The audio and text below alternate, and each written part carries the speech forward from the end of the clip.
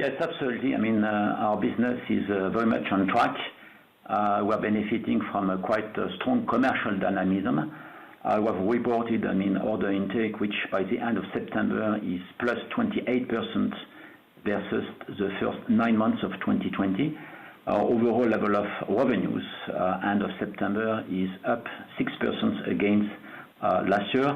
And this morning, I was happy to confirm our trajectory for 2021.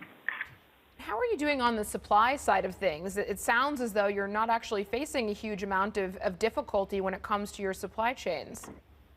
No, it's true. And the beauty for Thales is that, we don't buy that much materials. We are more and more a software type of company, which means that as opposed to other industries, we are not that much impacted by difficulties in supply chain. Maybe just a caveat about chip shortage, which is impacting our digital identity and security business, but for a level which is quite small, and we believe that this should be fixed quite quickly. So for us, it's not at all a question of supply chain. It's more about having the right talents, the right skills in order to keep delivering our growth trajectory. How do you feel about defense budgets globally in the context of fiscal constraints but heightened global tensions? Overall, we keep seeing most countries being quite positive and willing to keep investing more and more in defense. And here, to face, the overall geopolitical context with, more and more threats out there.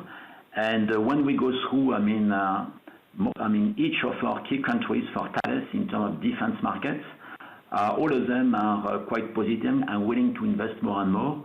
France has just announced a 4% increase in its defense budget in 2022, after a 7% increase in 2021 versus 2020.